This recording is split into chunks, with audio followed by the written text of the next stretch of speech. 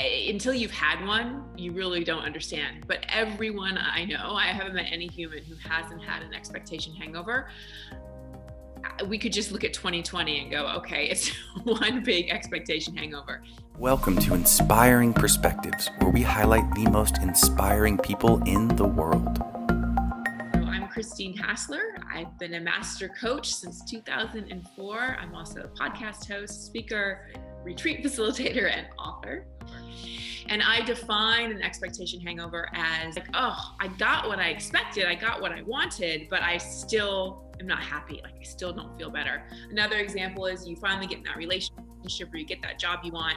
You think it's going to be the thing that makes you happy, and you're like, oh wow, I still am me. And I always say, feel, deal, heal. Feel your anger, feel your sadness, feel your rage. Hit a pillow and scream. Journal all your bad feelings and then rip the pieces of paper up. Go to a therapist. Just don't sit in the feelings for so long that they become your reality. Then deal with those feelings. What does this remind me of? What are some tools I can use to actually move these feelings into a more positive vibration?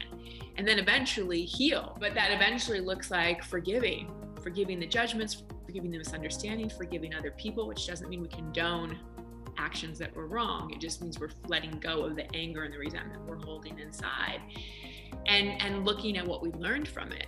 Because when we actually heal from an expectation hangover, then guess what?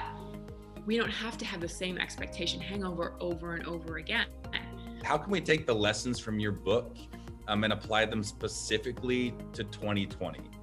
Expectation hangover is very useful because what the book does is it asks you to bring a current expectation hangover to mind. We can use anything in 2020.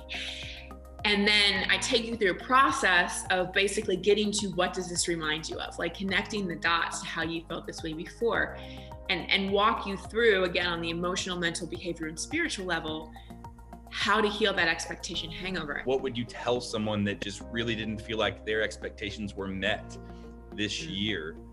So first, feel it. You got to look at where you're holding on to resentment and shoulda, coulda, wouldas, and living in the past. You know, I hear so many times, I wish things could go back to normal.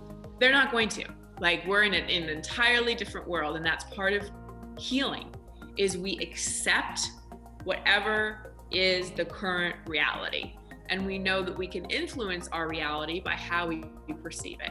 I'd love for you to join me on my podcast. It's called Over It and On With It. And every numbered episode, and there's been over 500 episodes, but there's been 270 numbered episodes that are unscripted, unproduced coaching sessions with people. So you get to hear me coach somebody. And so a lot of the things we talked about, they're resonating, but you kind of have questions, listen to the podcast, because you will, I mean, people tell me all the time, I never thought I was going to resonate with that particular caller, that particular question, but I always learned something. So it's a great way to get free therapy by being a fly on the wall.